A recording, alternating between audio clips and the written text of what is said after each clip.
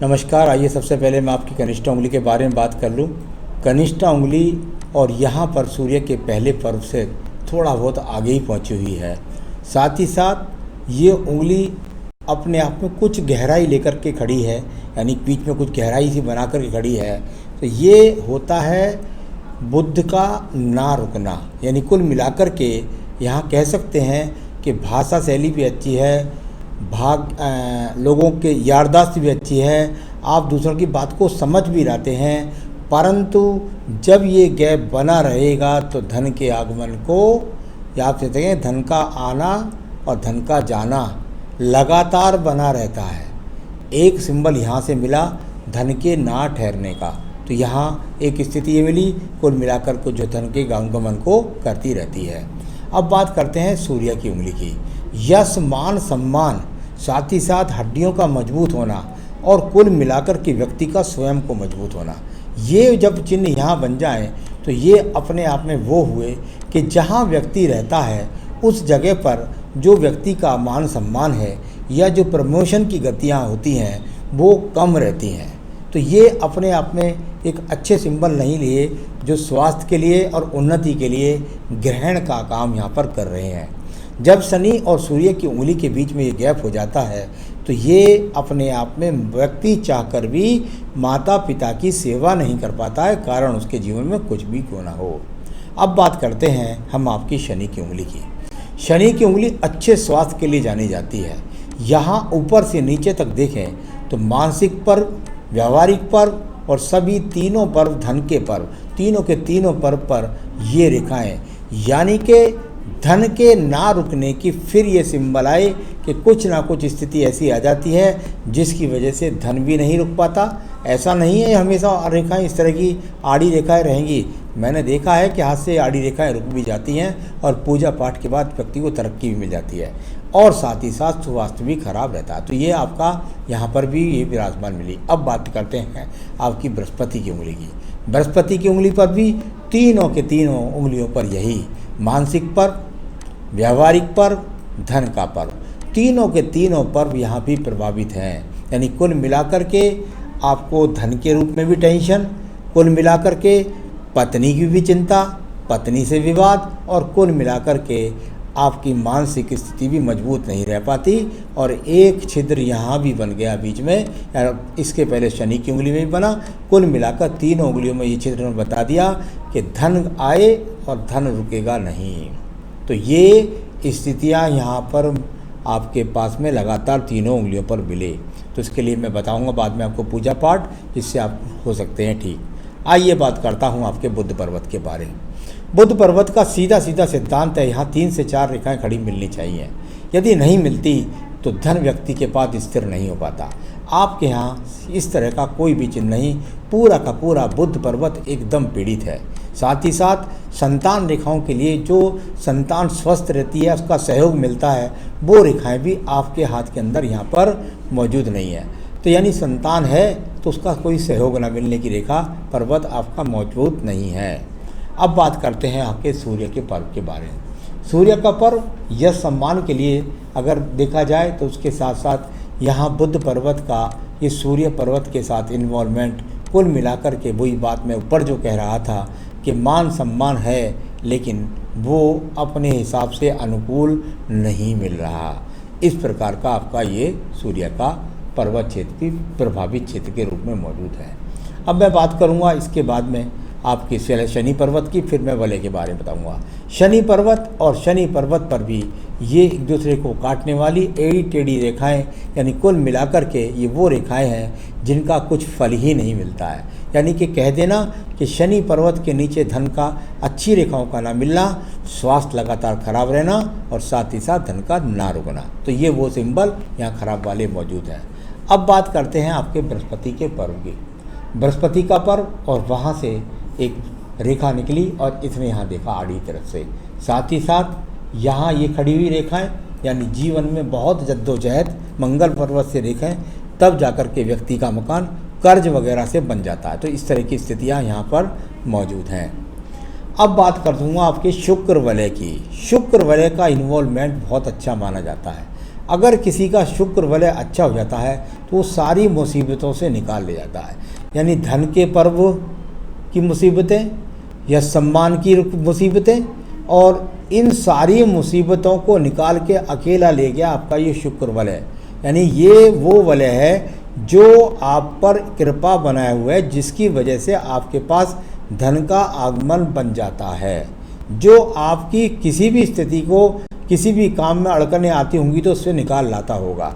तो ये शुक्र वलय आपके पास में है, तो ये एक अच्छा इंडिकेशंस है जो आपको सारी मुसीबतों से निकाल लाता है। वर्तमान में भी बहुत मुसीबत का हाथ देख रहा हूँ मैं लगातार, लेकिन अगर उसमें अगर जो आप जितनी भी कृपा समझ रहे हो वो इस शुक्र वलय के कारण है। तो चलिए आपको शुक्र वलय का फल बताया। अब बताते हैं आपकी यहाँ पर हम हृदय रेखा को।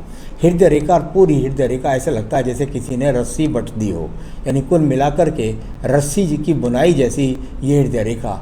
कितनी बार आपका मन डावाडाल हो जाता होगा, कितनी बार आप घबरा जाते होंगे, कितनी बार आपका स्वास्थ्य आपका साथ एकदम छोड़ देता होगा, कितनी बार आप पत्नी से लड़ बैठते होगे।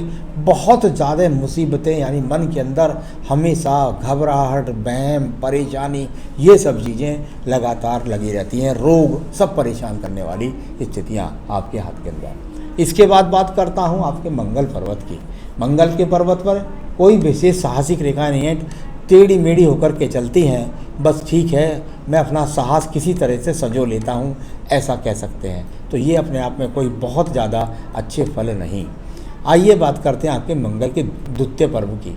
ये द्वितीय पर्व और यहाँ पर ये रेखाएं कुछ सपोर्टिंग रेखाएं हैं जो नौकरी से मिलकर आपको थोड़ा बहुत सपोर्ट दिलवा देती हैं। लेकिन उससे खराब एक और रेखा आपके हाथ के निकलती है, इसको बोलते हैं बुद्धि रेखा। शुरू से लेकर के आखिर तक आपके जीवन में रस्सी की तरह बनती हुई और यहाँ बिखरती हुई, कभी ऊपर को देखती हैं कभी नीचे को, और आखिर में बन जाती हैं दीप। यानी कि ये अपने आप में वो चीज़ें हैं जो आपको मन से मजबूती प्रदान नहीं होने देती। कितनी पीड़ा है आपके मन के अंदर, कितनी पीड़ा है आपके दिमाग के अंदर, ये आपकी बुद्धि रेखा बता रही है। तो चलिए ये सब भी हो गया। अब बात करते हैं इसके बाद में सीधा आपके चंद्र पर्वत के बारे में। चंद्र पर्वत, और यहाँ चंद्र पर्वत भी अनुकूल नहीं है, वहाँ भी आड़ी टेढ़ी रेखाएं कुल मिलाकर के एक दूसरे को खराब करती हुई ये मानसिक पीड़ा को दर्शाने वाली राहु रेखाएं के रूप में यहाँ पर मौजूद है। तो ये अच्छी रेखा नहीं है। थोड़ी सी रेखा नीचे से निकल कर के आई है मणिबंध से, तो पैतृक संपत्ति से भी कोई मजबूती को दर्शाती नहीं है।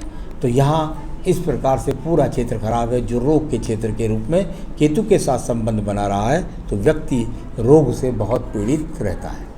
आइए बात करते हैं आपके पास व्यापारिक रेखाओं के रूप में। देखिए ये जो रेखा आपको व्यापारिक रेखाओं के रूप में दिखाई देती हैं, इन सभी रेखाओं को शुरू से लेकर आखिर तक यहाँ पर कुछ ना कुछ कोई ना कोई रेखा काटती है। यानी आप प्रयास भी करेंगे तो आपको व्यापार में भी नुकसान का ही सामना करना पड़ेगा।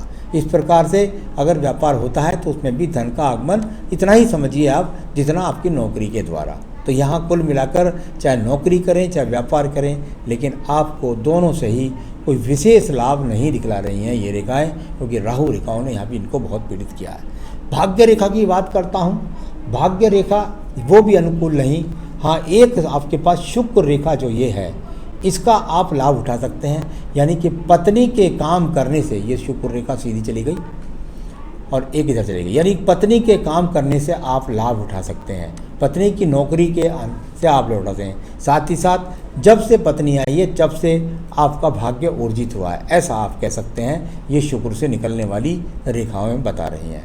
भाग्य रेखा लगातार टूटी हुई है, कहीं पर इसने इतनी एक रूपता नहीं दिखलाई है कि आपके जीवन के आपने अंदर चैन से सांस पूर्वक कोई धन का आगमन आपने आराम से प्राप्त कर लिया हो। तो ये बहुत ही पीड़ित रेखाएं आपके हाथ के अंदर मिली। अब बात करता हूँ आपके शुक्र पर्वत की। शुक्र पर्वत, जहाँ शुक्र पर्वत को देखता हूँ वहाँ भी क्रॉस करने वाली रेखाएं बहुत हैं। यानी कुल मिलाकर संसाधन भी बहुत अच्छे नहीं हैं। सामान्य संसाधनों के रूप में आप अपना जीवन व्यतीत कर रहे हैं। तो ये संतान रेखा है, वहाँ भी बहुत सारी पीड़ित।